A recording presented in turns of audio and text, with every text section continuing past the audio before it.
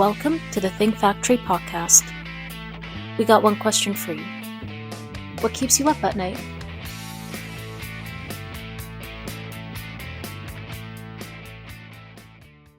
Hello and welcome to the Think Factory. My name is Susan Kleiner from OGC Solutions, and I'm going to be your host today.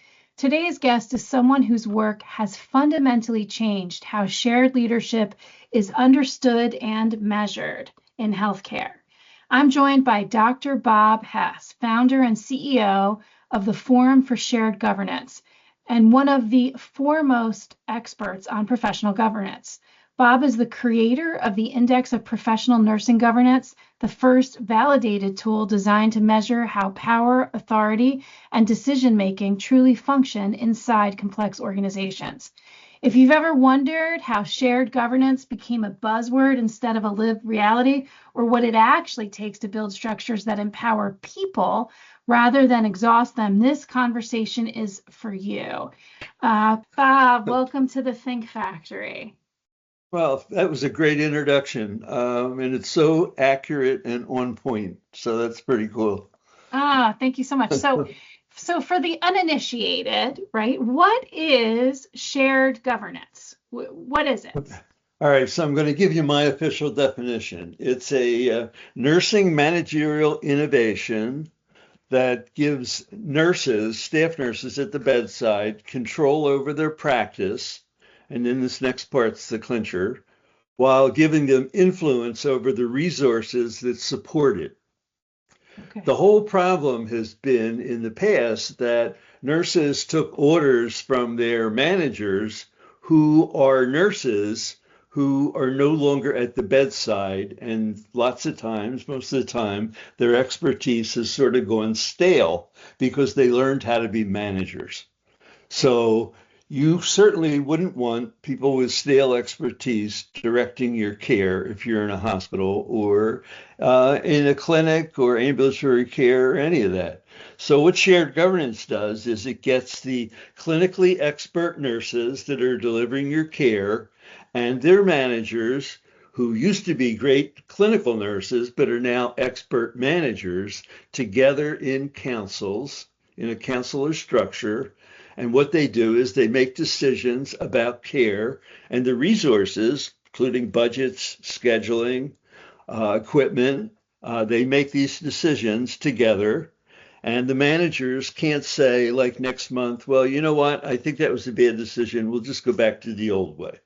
So the model looks for consensual decisions and the best decisions to impact organizational, professional, and patient outcomes. Okay, and that's basically what shared governance is. So when I hear you talk about this, I think, well, this sounds like a great idea, and I see how it could be implemented beyond healthcare. But the question that I have for you in thinking about how structures work is it hard to get buy-in from your managers, from leadership that, yes, this is a good idea. And also, we must empower people, not just with these decisions about how people should be treated, but with the resources to implement that change. I mean, it's like having a shared checkbook in a way. How hard is it for you to bring organizations in and convince everyone or talk to them and have them have this lived experience of why this is ultimately better and it creates a better, stronger organization? Well, lucky for us that it's been around 40 or 50 years, and it's really become a big buzzword, shared professional governance. And it's used, in fact, to market to recruit nurses because we have this perpetual nursing shortage. And what happened is that I went back to do my doctorate at Penn, where we're okay and you're not. That's a joke. And my dissertation chair suggested that I define shared governance for her because I was going to do a quick and dirty study between a shared governance hospital and a non-shared governance hospital. And she said, Bob, you've been going on for 20 minutes and I still don't understand what this thing is. She says, so you need to learn to define it. And she says, how do you measure it anyway? I said, well, nobody ever did that. She said, well, This was Florence Downs. She's dead now, but I owe her a lot. She said, well, you need to figure out how to measure it, and then we'll get you out of this program and you can do real research. So I have an instrument, the Index of Professional Governance, that can measure how much is being shared by whom and what. And so hospitals that say they have shared governance, we've got them posted on my website, the Forum for Shared Governance at sharedgovernance.org. But we have some hospitals that we've accredited where nurses have actually, we've measured both the nurses, the staff nurses, and their managers' perceptions of what's going on with shared governance, and we can quantify whether people have shared governance or not. And because this instrument came out and has been shared with the public, there are now dozens of peer-reviewed research studies that connect shared governance, quantified shared governance, to professional outcomes like recruitment and retention and job satisfaction, and organizational outcomes, collegiality, things like that, and patient outcomes. Patient outcomes like bed sores, medication errors, things like that. We're starting to connect those sorts of things to shared governance. So it's pretty exciting, heady times for me right now.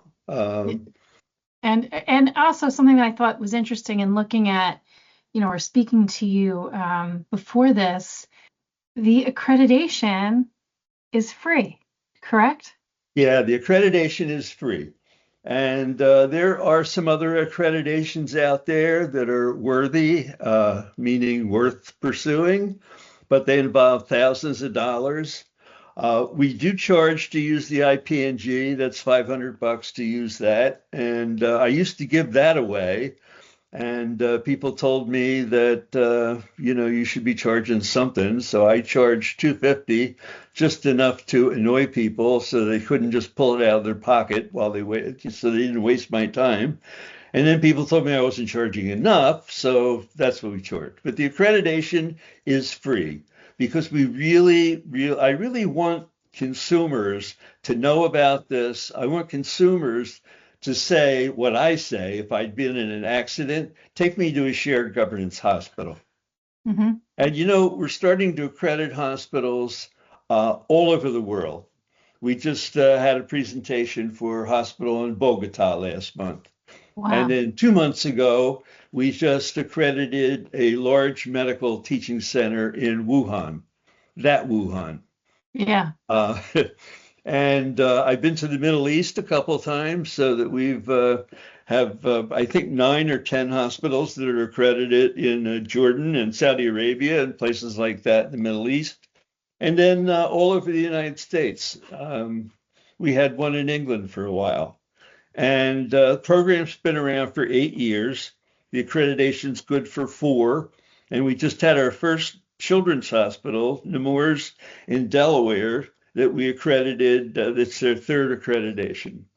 So they have to go through the same process every 4 years, where they have to measure, they have to have a certain response rate, they have to send us their structure, and just we have to check and make sure that they're walking the talk.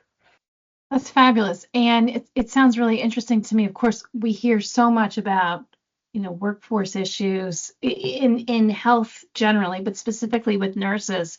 How are you connecting the dots from shared governance to increased satisfaction, retention? I mean, I think it's going to be more and more of an issue. Well, what's happening is that hospitals track their internal data, so they're able to connect over time changes that happen with shared governance. But the most exciting thing that's happened in a long time to me is that I was approached by a nursing consulting company, nurse-owned, Nursing Consulting Partners, that I've known those nurses for quite a while, and they've advocated for accreditation and using the IPNG. They got connected with an AI company, And they approached me, I guess, 2 months ago and said, wouldn't it be neat if we took your instruments? I have a council health instrument that measures the effectiveness of councils as well. And we put that on a dashboard so that nurses didn't have to spend time crunching data at the back end, but they could instantly get their data, the IPNG data, and they could instantly do reliability, validity tests, and they could track their council health, how well their councils are doing instantly on a dashboard, and track what was happening in the councils, taking their minutes and turning it into summaries and stories they could use for other accreditations. And so we are rolling that out now. We've just talked to a couple of hospitals in the Middle East where I have some colleagues there. And there's a professional governance conference next month, and we have adjoining booths. And not only is this a dashboard for general scores, but each nurse will have a dashboard so they can see how they're contributing to shared governance and the effects of what they're doing in terms of money, return on investment. They'll be able to see and track that and compete against each other even. We'll have the first way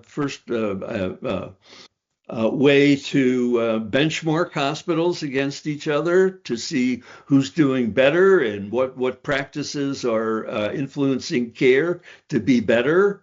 And I guess it was probably a couple of weeks ago, the forum had its first accreditation group video call. So we had 40 some hospitals on a call. They were all accredited. We had never done this before. I didn't know how it was going to go. The meeting basically ran itself. We asked people to share evidence-based practices, things that they were doing. I mean, we had hospitals that had so much to share, we had to time limit them. And we're going to make this a practice for us to have a group call every 6 months of accredited hospitals so they can share best practices. So this is on fire. And I'm very lucky. I was lucky and smart at one time during my life when I created the IPNG, but it looks like I'm lucky again. And so I've got this organization that's just got a ball of steam behind it that I'm not even sure how it got there, but it's there. Well, that sounds really exciting. If I wanted to find out more, if I'm listening to this and I think, wow, this AI tool sounds cool, is there information on your website about that? Yep, and everything's free. It's sharedgovernance.org. Wow. So sharedgovernance.org. Well, we hear about how AI is impacting every industry. Certainly, the medical field is changing, with, how doctors are able to use artificial intelligence with some of the more menial tasks, right? But it doesn't replace that human component, which actually makes me want to ask you, when was the moment, right? Or is there a moment that for you shared governance and governance is not just a structural issue, it is a deeply human issue? It's the day I was working as an agency nurse and I walked into a hospital and found out that I was in charge of the ICU. We had 6 patients on ventilators, and there was nobody there sitting at the table to take report. And when I asked who was going to be working with me, I found out there was one other agency nurse. And I was on call for cardiac arrest for the hospital. And I called down to the supervisor's office and I said, is somebody else going to come here to help me take care of these patients? They said, no, Bob, we don't have anyone else, but this is a shared governance hospital and you can use the resources at hand any way you want. And I thought, this is so phony that someone needs to do something about this. Tell me It's a shared governance hospital. So I told them I was going to go home, and they found 2 other nurses and we got through the day. That's when it hit home to me that shared governance could be used in all sorts of ways, and we needed to get real about this. Oh, that's really something. Yeah, I was wondering, like, what's the punchline here? Because that does not sound like a good story. So, No, it's not a good story. It's yeah, it's so not a positive story. But nurses are excited about shared governance, the things that the decisions that they make together. Um, it's all on this continuum of traditional governance at one end, where you're told what to do in a Barbarian machine-driven bureaucracy, and then on the other end of the continuum is as if staff nurses in self-governance owned a hospital and employed managers to come in and do managerial functions for them. And there is a Facebook page with 600 nurses. It's called Nurse Owned Hospitals. There aren't any, but they talk about it a lot. And then in between is various degrees of shared governance, of this is a professional governance continuum. So it, now we've got my three instruments, because one of them's is interprofessional, so that we have councils now with speech language pathologists, pharmacists, physicians, nurses, and even patients' families sitting in the councils. This is all automated now on a dashboard. It's NELP is the company from Right Peaks in AI, and so we've got this dashboard that we've just started to roll out in front of people. that's amazing. Yeah, And it sounds like it's great to hear you really embracing technology and AI it's our to, friend. yeah, well, to continue actually to improve your model, right? And Yep, being, yep. and I think maybe the key is, to me, it sounds like from listening to you, like there's a degree of open-mindedness that's necessary, right? To say, Oh yeah. okay, how can this improve what we're already doing? And it sounds like you're well on your way. And I think that that could be a real model for other folks in other industries, to be open and willing and partner with folks who know more. Now, you said something about how you're going to a conference coming up where you're going to be rolling this out more. What Yeah, it's the conference is that? American Organization of Nurse Leaders. They, I think it's their third or fourth professional governance conference.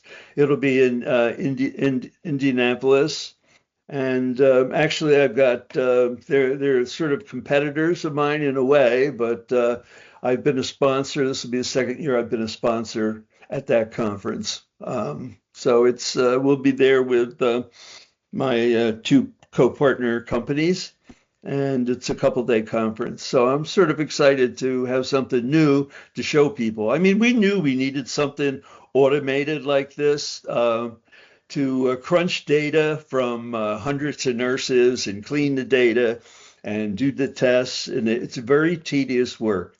And to have AI be able to do it instantly is just amazing. I mean, we can devote our time to other things, other conceptual things, instead of just sitting there cleaning data. Well, and I Yeah. guess also, I mean, it enables you to take the data and then, spend the time thinking about, well, how do we make this better? How do we meaningfully interpret this and effect change or Yeah. ensure that we're, living up to our model, and what we want. One more thing I wanted to ask you about, because I think in terms of shared governance being difficult for leaders or management, maybe where they'd say, oh, I don't want to let go, but are there also instances that you've experienced where maybe some folks, nurses or people not typically, in the decision-making function are reticent, and say that they don't want that degree of responsibility? Does that So happen? students use my instrument for their master's and doctoral work lots of times. And there was a nurse down here in Florida. I'm retired in Florida, and she used the IPNG. And I called her, I guess about a year later, and I said, well, no, it was a couple of months later. I called her, and I said, well, how's your study coming? She says, Bob, I'm going to lose my job. I said, what? She said, well, I was told to implement shared governance, and I used your instrument, and we don't have it. And I'm going to have to present this data to the board and to my boss, the chief nurse. And I said, well, didn't she help you at all? She said, no. She said she didn't want to get involved. She was too busy. It was my job to implement shared governance.